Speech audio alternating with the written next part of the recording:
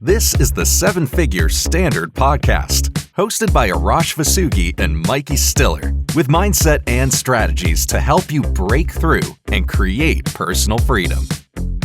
Hello, everyone, and welcome back to the Seven Figure Standard Podcast. I'm Mikey Stiller, joined by my co-host, Arash Vossoughi, and we're so happy to be back with you for another episode. And this is one I think you're all going to love. But first, let me bring on Arash with me. Arash, how are you? I'm great, Mikey. How are you? I'm great. You know, we've done an episode in the past on leadership, but today's topic is going to be a little bit different, still on leadership. And that's something that you are so good at, and not a lot of people are, and that is leading with an impact. Will you explain what you mean when you say leading with an impact and why it's so important in leadership? Yeah, everything has to be impactful. The universe is energy. The universe wants you to have energy. And when you're not having that energy, it will deplete it. And that's just the law. So when you understand, if you're not having impact, you're not a leader. I don't care what title you have. A lot of people are not putting the right investment into their team or into their clients. They're doing the least just to get by. And I don't believe in that. But if we're going to lead with impact, we have to create impact for ourselves. We have to lead ourselves. And one of the best things any leader can do is do an inventory in your morning routine of how you're going to show up in the world. Like, have that strong intent, how I'm going to show up in the world. And who do I want to become? Like, I have so many processes that are just normalized for me. They started with my eyes closed. They started with journaling. Now it's with my eyes open. But I rehearse every morning how I'm going to behave during the day. So I can't lead anybody until I'm crystal clear with the picture of how I'm going to show up in the day, how I'm going to behave in the day. And I've probably been doing this now for a couple of years. And every time it activates a new level of fire in me, a new level of really inspiration for myself. That's how I can lead with impact. And when I'm doing this, why it's so important, because I can't lead until I do this. Why it's important, it's constantly reminding me throughout the day how I'm going to think, how I'm going to feel, and how I'm going to act. And if you're not leaving your team, your customers, so much better off, then you're a manager. I say there's a big difference between leading and managing. Some people are great managers. There's nothing wrong with that. But leaders change the world. Mm-hmm. Leaders change the ability to bring somebody to a level far greater than they ever saw themselves. I'm a terrible manager. I will tell you that. Like, I am not a good manager. I'm a great leader, but not a good manager. I'm really good at big picture. I'm really good at getting people to move. I'm really good at stretching people without making them feel bad. And the key of leading with impact is the first thing you have to do is find out what the people want. A lot of people are assuming what somebody wants because they behave this way for so many months. But that doesn't mean they're going to behave that way going forward if they get the right example, the right advice, the right mentorship. So I always believe you never assume anything. You want to find out first. Mm-hmm. And that's the best way to lead with impact. So would you say that leading with impact, this is like the secret sauce, the key to getting people to want to follow you, ready to run through a brick wall for you, but also wanting to step into their own greatness and challenging themselves and stretching themselves? Yeah, I mean, everything to me is about energy. Like, it's about, like, I talk a lot about fire and juice. If you don't have that, you're not going to transfer that belief to somebody. And so everything you do, if you're not passionate about it, you're not going to lead. I watch a lot of people. I coach a lot of people who are like, that would take a lot of my time. Well, what you just said is, I am a victim and I'm not taking ownership of my brand and my company. Mm-hmm. Because I don't want it bad enough. That's right. And really what you're saying is you're a selfish leader. Now, I always tell the story. When I first started leading, one day I woke up and I said, holy shit, you are so selfish. Like you're only leading based on doing just enough to do it for yourself. And that was like one of the best life moments I've had. Because from that moment, when I recognized it, nobody told it to me, but I observed myself. This was probably 13 years ago. I changed it in that moment and I became so selfless to my team. And all of a sudden, not only did their results just skyrocket, I changed. Like I opened my heart because I thought, oh, you go do your thing and you show them this and this. But no, it was not accurate. And I always say, if you're going to be a great leader, every great leader that I've ever met, that I've ever talked to, that I've ever dissected, at one point they were selfish. At one point, they had to wake up from that. That's why it's all about impact. And a great leader is a better example. You can impact somebody with your example so much. A great leader asks great questions. They're asking great questions. For example, Mike, if you told me, hey, I did this, my question would be, why? Did you stretch? Did you come from your future self? Then I put in a game plan for them of what to do to attack their weakness so they know what to practice deliberately, which we've already talked about last episode. Mm-hmm. They know what to practice deliberately. And I'm constantly challenging their mind to a bigger and bigger idea. Yeah. I'm constantly challenging them. Like the other day, we were talking to Elizabeth in our company. She's wonderful. And I said, I want you to challenge yourself to do more than you've ever done, to be stronger than you've ever been, and watch what unfolds. Why did I do that? Because I'm wanting her to work from a bigger idea, bigger inspiration. And she has it in her, and she does wonderful work. She's fabulous. But I want to get her to her new level of fabulous. I think there's a lot of people listening to this that are, whether they realize it or not, are a selfish leader. And so if you're coming to that realization and thinking, what kind of self-reflection do you do to determine where you land? Well, it just depends on if you want to be a great leader. A lot of people genuinely don't want to put in the work to do it. Leadership is hard. Leadership is probably the hardest skill you can develop. But it's the most important skill you could develop as well. But not everybody wants to be a leader, and that's fine. Mm-hmm. Not everybody wants to increase their results exponentially. That's fine too. It's their journey. But a great leader first has to ask themselves great questions. I was telling Monica this earlier this morning. I was texting with her, and I said, this is what I want you to focus on. I said, I've been doing it this year, and it's been a great advancement for me, as I look at every 90 days, because I break out my mind in 90 days.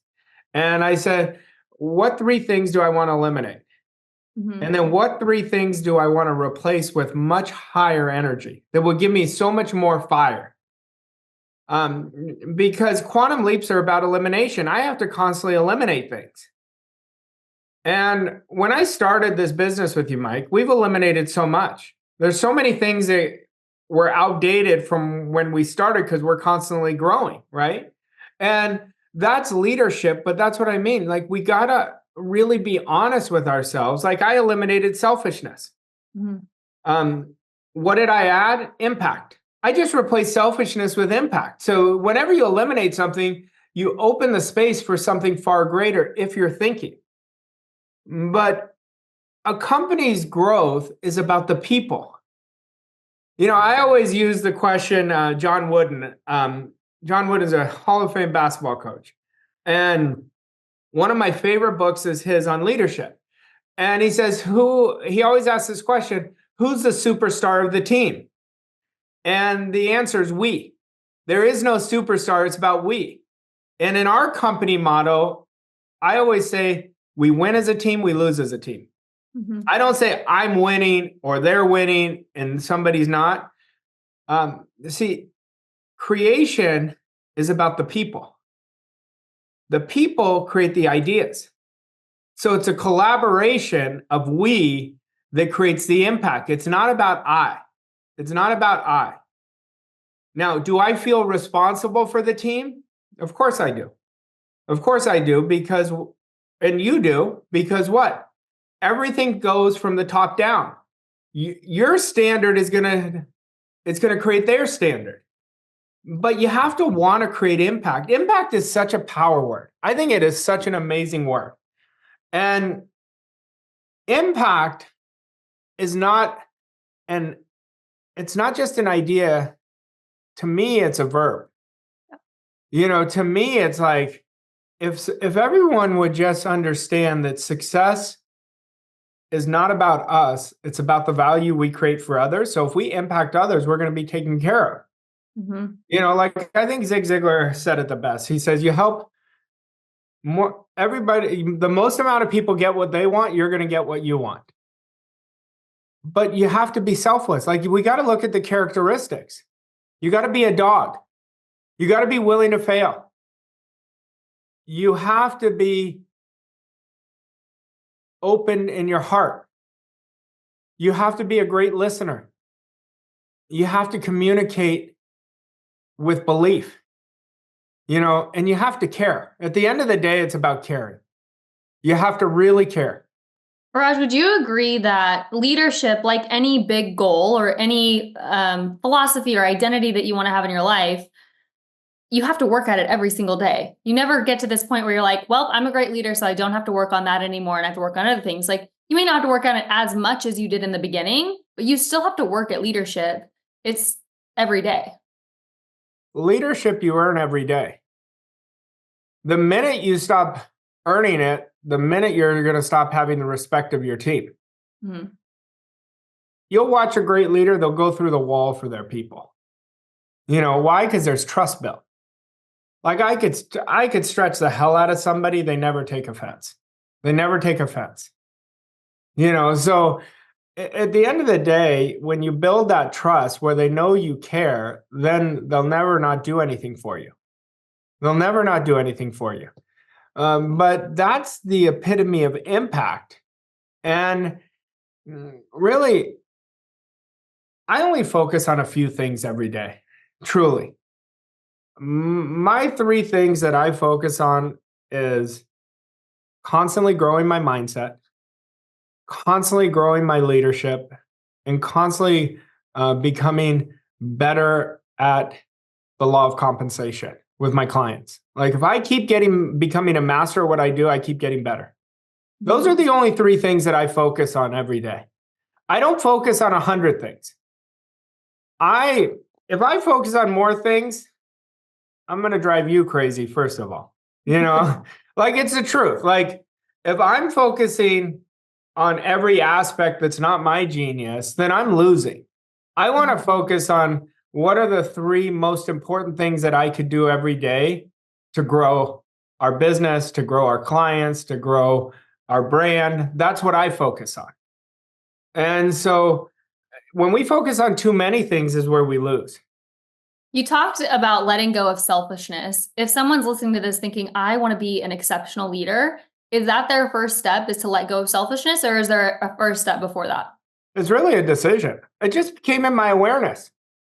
Because I was always thinking, like, how can I connect with getting people better results? And I still think about that, So I let it go right away. I let it go and I focused all my attention on impact. How can I make them better? I remember at that time, all of a sudden I was doing live trainings that I would pay out of my pocket for, anytime I could impact them, I impacted them. I released attachment. But I think what we have to understand, there was some level of pain there that brought up that idea. Like, pain is your brain holding on to a lesson until you learn the lesson. That's what pain is. I had somebody yesterday ask me, they go, what do you regret from your past? What would you have done different? I said, nothing really. I don't look at my past that way. I look at my past as a university for me. Like, I'm never like, oh my gosh, you should have done this. Yeah, would I have done different things if I had that awareness? Yes, but I didn't have that awareness. So at that time, I did the best that I could do. That's exactly how I look at the past. I really don't look at the past that often, but just like it is what it is. No, I mean, I like looking at it just to learn from it. But other than that, I don't look at it. But the key of impact is you hold the image of what your people can be, not of who they are. That's the most important thing you do. That is the most important thing. And whenever I'm doing corporate training, I'm training a lot of corporations on how to lead better. But I always tell them this: you failing is a good thing because it takes experience to become a leader. It takes experience because when nobody wants to be talked at, they want to be talked to. And most people are talking at, and that's what rubs people the wrong way. There's no connection. There is no connection. When they're being talked to, when you ask them permission to say, what do you really want? Is this you? I may have you in the wrong position. Do you enjoy this position? Are you willing to do X? And if you're not, doesn't mean you fire them. It means maybe you have them in the wrong position. So you want to completely release judgment when you're leading. You want to completely release it. Doesn't mean you don't give accountability. It doesn't mean you don't say what you're seeing from your level of awareness, from your level of genius. But that's why impact is so important. Raj, as a leader, building the vision, communicating the vision, and reiterating the vision is one of your most important jobs. How do you do that with impact? Well, first of all, what I do know is they don't care about my vision. So I have to care about their vision. The more I am emotionally involved in their vision, showing them where they can be, how they can live, who they can become, then they get involved in my vision. A lot of people make mistakes where they're like, it's about growing my company to X. They don't care. They really don't. Unless they become a big integral part of the company where they feel special. I think our mentor did such a good job of leading us in a way where he always was working with us, where we were a part of the ideas. And I learned that so well about, I never say anybody works for us. I say they work with us. That makes people feel so special. And I think you have to get emotionally involved in their goals. You have to get emotionally involved in their struggles. So you could help them say, I understand that. I've been there. So you could teach them from where you've been and show them, if I could do this, you could do this. So if someone's listening to this thinking, all right, you've sold me on creating an impact. I want to lead with impact. But what do? I don't know actually how to do that. Well, it's not that you don't know how to do that. Let's understand that. Everything we know how to do, we just haven't connected to doing it with deliberate practice over and over again. So the first thing I would do is find out what your weak point is with impact. Maybe you're not asking the questions. Maybe you're focused on you, not them. So I would identify one leadership trait at a time. Maybe you're not a great listener. Maybe I'm listening to speak instead of listening and really getting feedback. So I would identify what part of the leadership that you want to improve upon. Leadership is about training the people. The problem is they're not getting trained properly enough. And the people who are poor leaders, they're blaming the team. Oh, they didn't make this many sales. Well, whose problem is that? Who trained them? Whose job is it to train them? And so I would identify first where you want to improve. Then I would make a decision that I'm going to get so good at this one trait. And then once you automatize that one trait, I'm going to get so good at the next trait. Well, leadership is a lifetime endeavor. It's not what you do that once in a while that makes a difference. It's what you do every day. And understand this. You're either, and I'm either, a victim or a leader. There's no in between.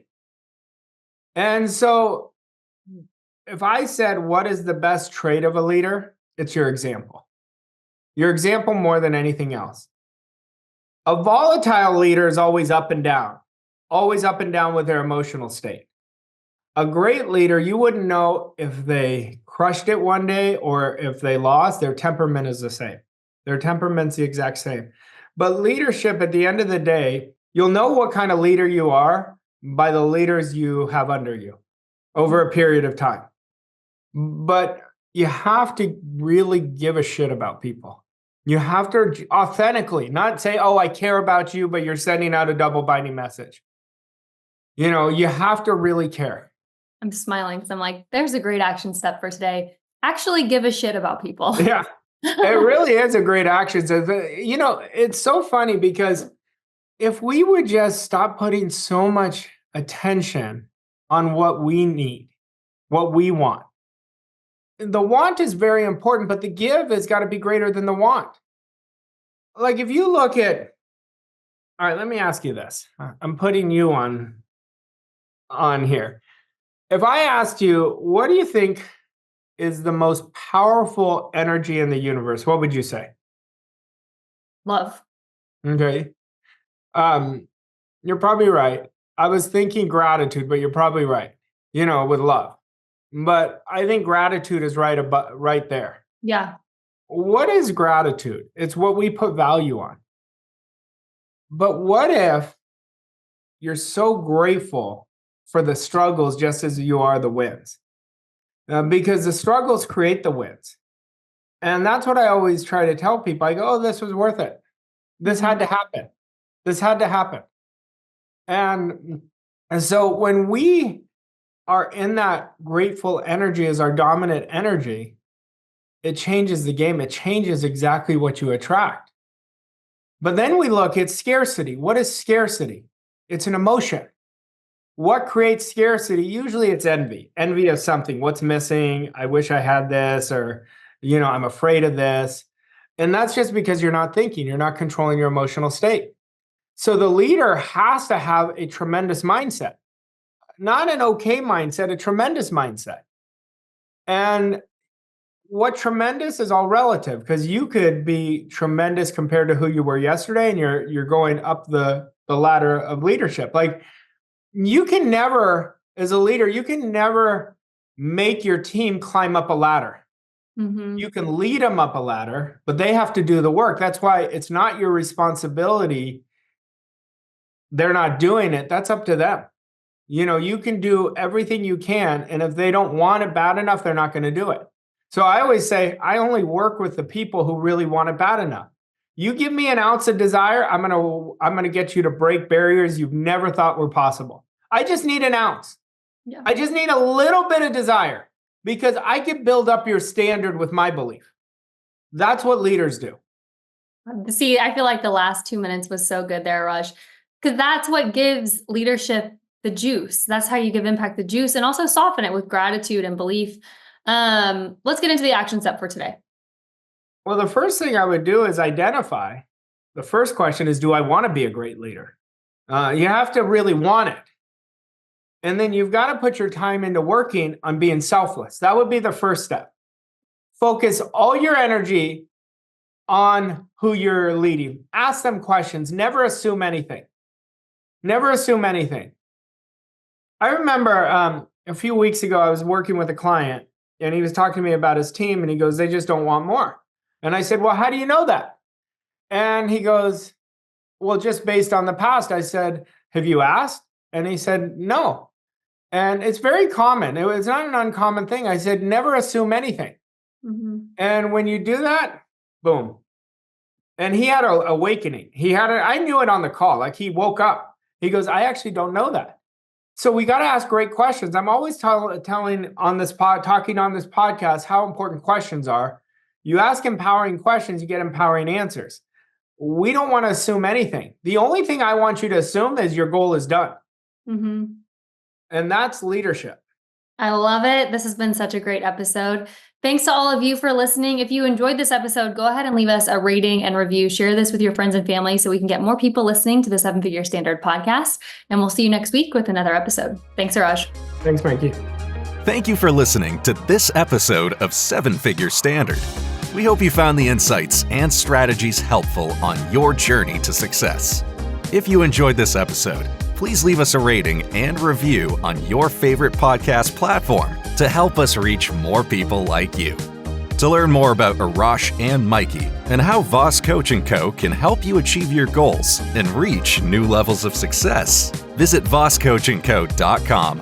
Thank you again for listening, and we'll see you on the next episode of 7-Figure Standard.